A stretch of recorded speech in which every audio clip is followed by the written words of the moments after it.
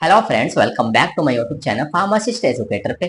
आज के इस वीडियो में हम बात करेंगे सिप्रोफ्लॉक्सासिन टैबलेट के बारे में, जिसका उपयोग बैक्टीरियल इन्फेक्शन को ठीक करने में किया जाता है। हम जानेंगे इस टैबलेट के कुछ पॉपुलर ब्रांड नेम। आप इस टैबलेट को किन किन नामों से मेडिकल स्टोर से खरीद सकते हो, कितने कितने स्ट्रेंथ में आती है और इसको कौन कौन सी बीमारियों में दिया जा सकता है, इसको लेने से व्यक्ति को क्या क्या साइड इफेक्ट हो सकते हैं और इस टैबलेट को कितनी मात्रा में लेना चाहिए। वीडियो के लास्ट में हम बात करेंगे इसके प्रिकॉशन सावधानियों के बारे में। आज की इस वीडियो में मैं आपको ये सब जानकारी देने वाला हूँ।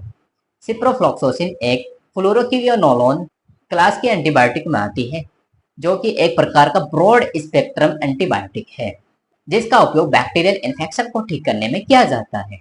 बैक्टीरिया दो तरह के होते हैं, ग्राम पॉजिटिव और ग्राम निगेटिव। सिप्रोफ्लॉक्सासिन इन दोनों प्रकार के बैक्टीरिया को मारने के लिए बहुत इफेक्टिव होता है।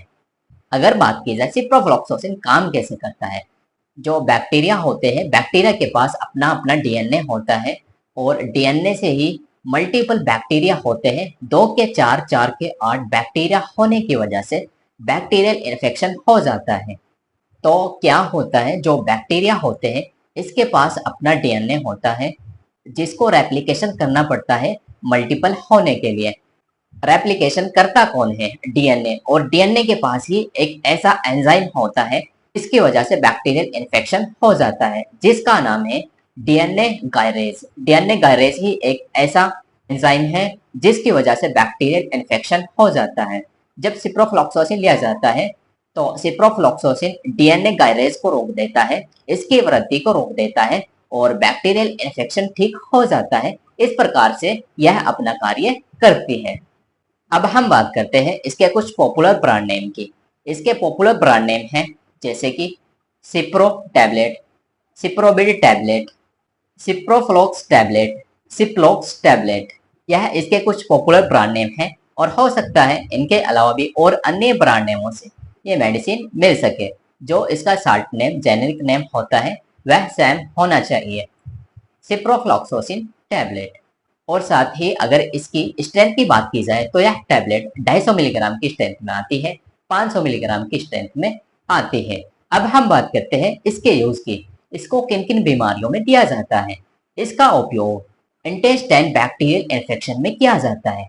यह एक ऐसा इन्फेक्शन होता है जिसकी वजह से व्यक्ति को लूज मोशन हो जाते हैं, वॉमिटिंग होती है, पेट दर्द होता है, तो तब इसका उपयोग किया जाता है। इसका उपयोग आरटीआई में भी किया जाता है, मतलब रिस्पिरेटरी ट्रैक्ट इन्फेक्शन। यह एक ऐसा इन्फेक्शन होता है जो व्यक्ति के श्वास नली में होता है, जिसे निमोनिया भी कहा जाता है। जब व्यक्ति सांस लेता है तो सांस लेने में कठिनाइयां होती है, छाती में दर्द होता है। जब व्यक्ति कुछ खाता है, उसको खाते वक्त गले में कठिनाइयां होती है, दर्द होता है, तो तब इसका उपयोग किया जाता है। इसका उपयोग टॉन्सिलाइटिस, फेरेंजाइटिस में भी किया जाता है। इसका उपयोग यूटीआई में भी किया जाता है। यह एक ऐसा इन्फेक्शन होता है जिसकी वजह से व्यक्ति को पेशाब करते वक्त जलन होती है, दर्द होता है और पेशाब में पस भी आने लगती है और साथ ही हो सकता है पेशाब में खून भी आ जाए, तो तब भी इसका उपयोग किया जाता है। इसका उपयोग स्किन इन्फेक्शन में भी किया जाता है। इंजरी इन्फेक्शन का होना या फिर अगर कोई चोट लग जाती है उसको ठीक करने के लिए या फिर उस घाव को सुखाने के लिए भी इसका उपयोग किया जाता है।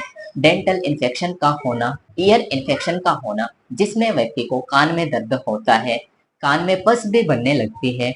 जब कान में पस बनने लगती है तो भारीपन दिखाई देने लगता है, तब इसका उपयोग किया जाता है।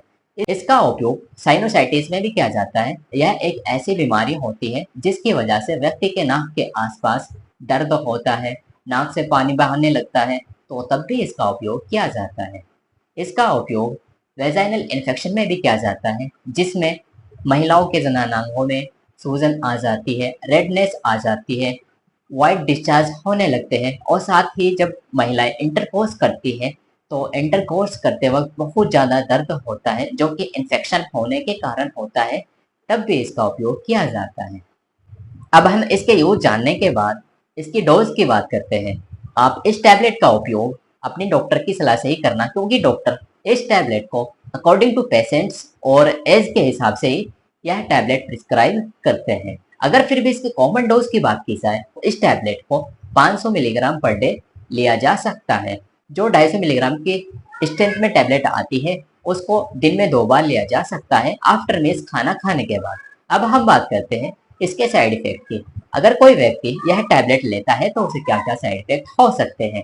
उस व्यक्ति को नोजिया, वॉमिटिंग, पेट दर्द का होना, कब्ज का बनना, चक्कर आना, स्किन पर एलर्जिक रिएक्शन का होना, यह इसके कुछ कॉमन साइड इफेक्ट हैं और हो सकता है इनके अलावा भी और अन्य साइड इफेक्ट हो सके। अगर आपको यह साइड इफेक्ट या फिर इनके अलावा भी और अन्य साइड इफेक्ट देखने को मिलते हैं तो आप इस बारे में अपने डॉक्टर से कंसल्ट जरूर करें ताकि आपका डॉक्टर इसका ट्रीटमेंट दे सके। अब हम इसके साइड इफेक्ट जानने के बाद इसके प्रिकॉशंस के बारे में बात करते हैं। इस टैबलेट को कौन कौन नहीं ले सकता, इसके काउंटर इंडिकेशंस। अगर कोई व्यक्ति एंटा एसिड टैबलेट ले रहा है तो वह यह टैबलेट ना ले। एंटा एसिड टैबलेट के साथ में यह टैबलेट ना ले। अगर किसी व्यक्ति को इस टैबलेट से एलर्जी है तो वह भी यह टैबलेट ना ले।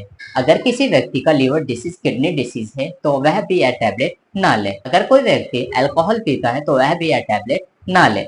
और इसके अलावा जो प्रेग्नेंट वुमेन्स या फिर ब्रेस्ट फीडिंग वुमेन्स होती है वह भी यह टैबलेट ना ले। अगर लेती है इस बारे में अपने डॉक्टर से कंसल्ट जरूर करें ताकि आपका डॉक्टर उसी के हिसाब से यह मेडिसिन दे सके। तो यह थी इस टैबलेट की कंप्लीट इन्फॉर्मेशन। अगर वीडियो पसंद आई है तो लाइक करें, सब्सक्राइब करें। धन्यवाद।